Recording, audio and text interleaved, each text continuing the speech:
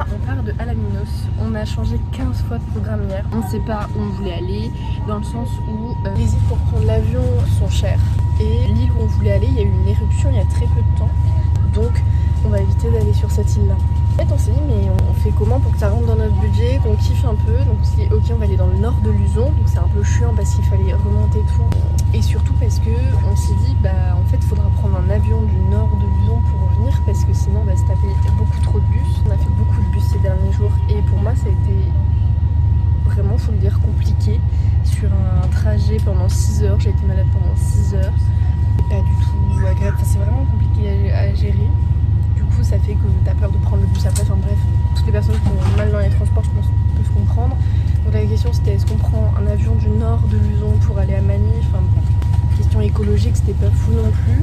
Mais c'est un peu tout ce qu'on allait trouver. Et finalement, on s'est dit qu'on allait revenir à Manille et aller dans le sud de l'île de Luzon, où on pourra voir des volcans, faire une rando et peut-être aller sur des petites îles à la journée. C'est le programme et je ne sais pas quelle chatte on a par contre pour les bus. À chaque fois, on arrive et le bus est là. Alors que le mec nous a dit, il n'y a pas d'horaire de bus, c'est-à-dire il faut se pointer au truc de bus. Peut-être il y aura un bus. En gros, ils savent qu'il va y avoir des bus, mais ils ne savent pas à quelle heure.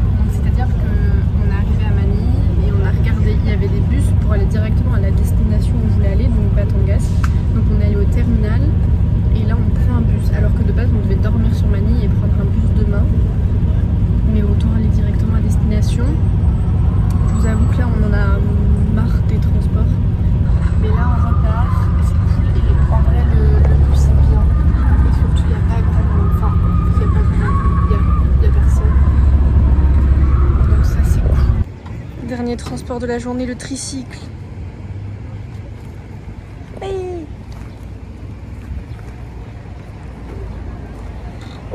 Tiens.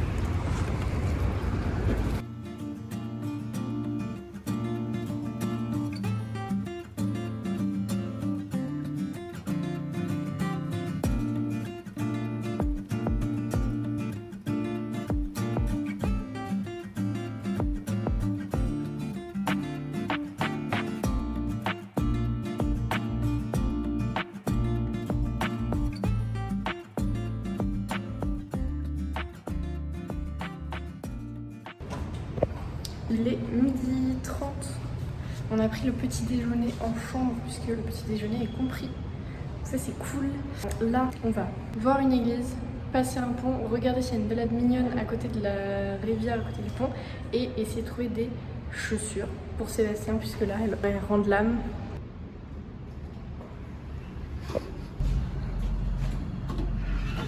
Bon, comme vous pouvez le constater, nous voilà arrivés face à l'église et franchement, elle était trop belle. Et ça, quitte à ce que je me répète, peu importe les endroits, les pays où on va, les lieux de culte sont toujours trop beaux et ça c'est vraiment à chaque fois trop chouette de découvrir ça. Là, quand on est rentré dans l'église, tout était ouvert, il faisait tellement chaud et du coup à l'intérieur, il y avait des chats. On a vu des oiseaux, enfin c'est trop mignon, c'est une atmosphère complètement différente de celle qu'on peut connaître par exemple en France.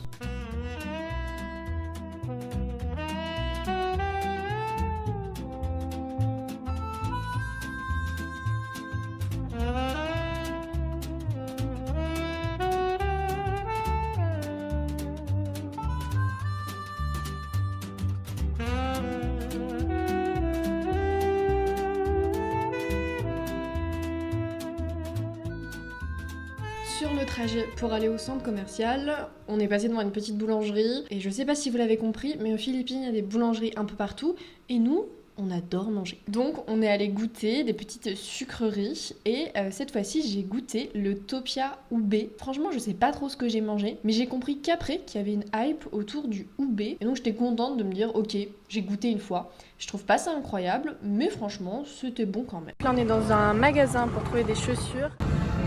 Là on est sur des petites Reebok. Combien coûtent-elles?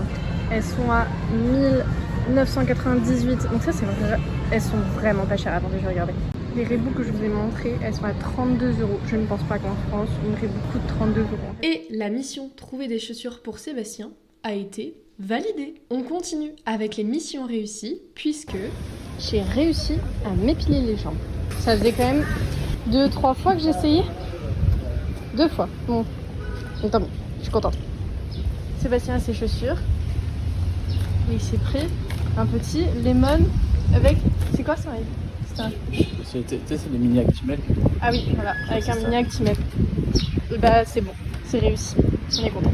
Bon, je pense que vous l'avez compris, mes vlogs ne sont pas là pour montrer que les choses instagrammables, mais la réalité de notre voyage. Donc la réalité, c'est aussi passer dans des endroits où il y a énormément de déchets, où les odeurs sont pas très agréables. Sur la vidéo par exemple, vous avez vu qu'il y a des déchets, mais je peux pas vous montrer la chaleur qu'il fait. Je peux pas non plus vous faire sentir les odeurs qu'il y a avec les voitures et les déchets à côté. Bien sûr, il y a aussi des moments avec des paysages incroyables, des rencontres incroyables, mais ça aussi, ça fait partie de notre voyage.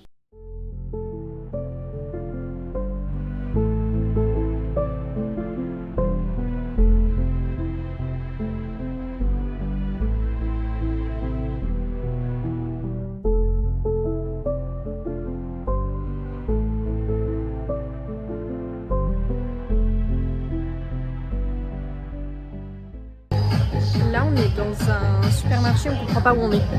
Regardez. Du coup, on s'en va, on veut juste acheter des légumes et on ne trouve pas d'endroit où il y a des légumes. C'est trop bizarre. J'avais demandé des légumes avec. Je voulais les mêmes légumes que lui.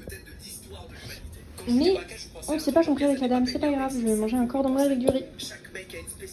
On va changer d'île. On va à Puerto Galera.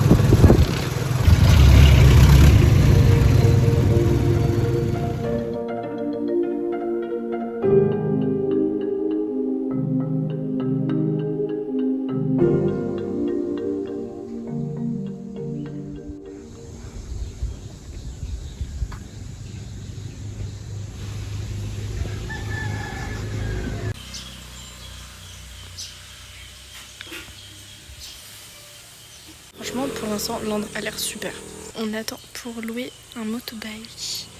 Genre, c'est littéralement 8 € la journée.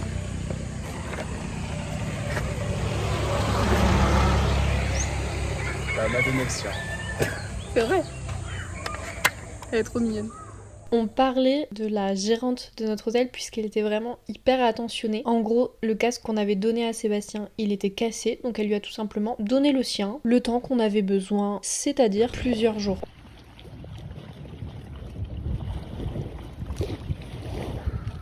On a tellement...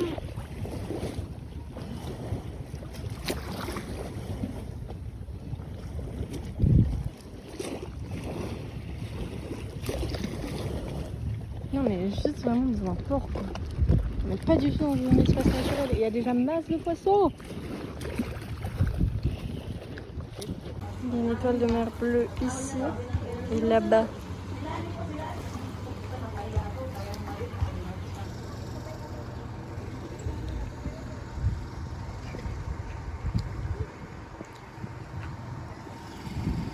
Typique de Rennes. Ça te rappelle quel endroit de Rennes? Bah, ça me fait penser un peu à la Vilaine. Ouais. Tu sais, cette couleur éclatante, un peu ce bleu turquoise.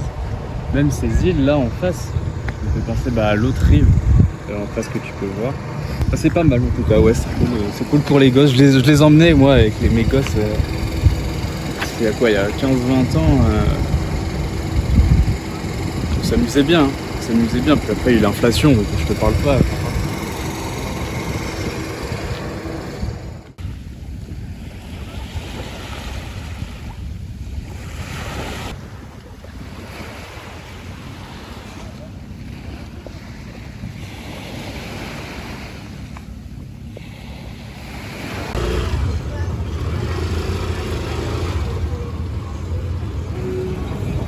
On est good? Ouais, vas-y, grand. Ok.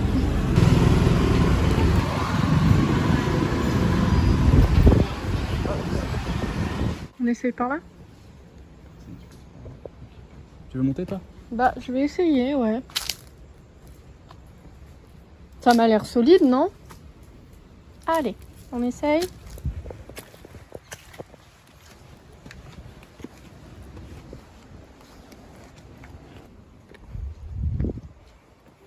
Tu viens pas, toi?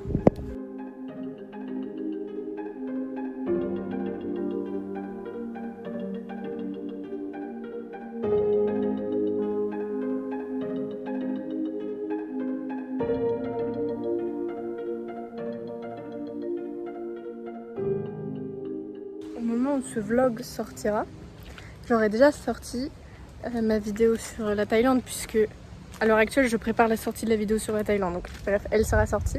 Ici, ce que je suis en train de vivre là maintenant tout de suite, c'est la même chose que je parle en dernier dans ma vidéo. C'est la sensation de liberté qui est incroyable. Le truc qui fait vraiment ressortir tout ça, c'est le fait d'être sur une île à scooter. Il y a une sensation vraiment dans l'atmosphère, je ne saurais pas le dire, je n'arriverai pas à le décrire, mais on est remonté sur un scooter avec Sébastien et j'étais en mode waouh, vraiment on est libre. C'est un peu indescriptible, d'autant plus quand du coup on peut aller dans tous les paysages qu'on veut, parce que justement on est libre.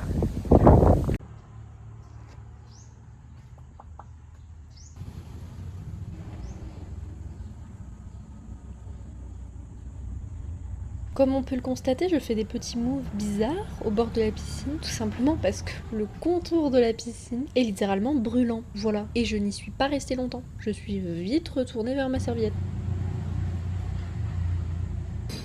On s'est pris à manger. On avait très faim, donc je vous ai pas filmé ce qu'on a mangé, mais je vous le mettrai en photo. Et on a trouvé des petits beignets de sucre à 5 pesos. Enfin, ouais, je galère toujours, j'ai envie de dire bahts à chaque fois. On mange ici, on est sur la White Beach, qui est vraiment énorme, et du coup il y a là-bas des constructions, des structures gonflables. Je pense que des jetskis, des trucs comme ça, des trucs qu'on ne va pas du tout faire. Et sinon, truc moins fun, Sébastien a oublié son téléphone sur le scooter, donc j'espère fortement qu'il va revenir avec. Là on part faire du snorkeling, je n'ai jamais vu une eau si transparente. À chaque fois dans les vidéos je dis que c'est toujours un peu plus transparent, mais là c'est tellement transparent que la seule chose qu'on voit dans l'eau c'est le reflet du soleil. Voilà. Sinon après on voit notre corps, les cailloux dans le fond, le sable. Bon bref, on part faire du snorkeling. Le snorkeling était incroyable. Petit bémol pour moi, j'ai peur de l'eau. Donc oui, j'ai eu un peu de mal à profiter du moment. Donc je suis vite revenue sur la serviette. Par contre, Sébastien a eu la chance de voir un serpent de mer. Après notre petite escapade dans l'eau, on s'est dirigé le long de la plage où on a fait quelques magasins. Et on a aussi pu voir... Château de sable, mais énorme.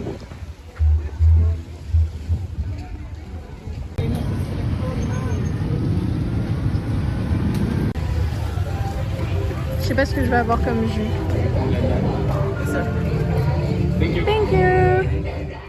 Comme vous l'avez vu, on s'est pris à manger pour le repas du soir et sur le chemin retour, on s'est aussi arrêté à plusieurs endroits pour regarder le coucher du soleil. Et le dernier endroit était dans un bar où on a pu faire la rencontre d'un petit chien beaucoup trop mignon et en demande de beaucoup de câlins pour notre plus grand plaisir.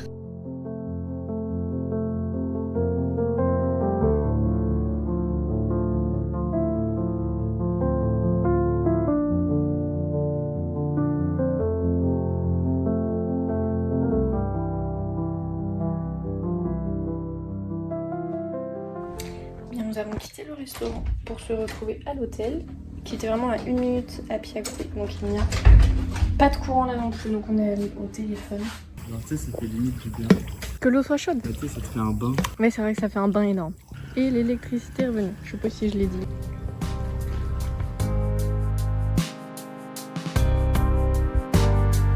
Après ce bain, on a mangé et pour ma part ce soir c'était nem et des sortes de raviolis avec de la viande dedans. Et c'est comme ça que se termine ce vlog, donc j'espère qu'il vous aura plu et on se retrouve très vite pour la suite de nos péripéties en Asie.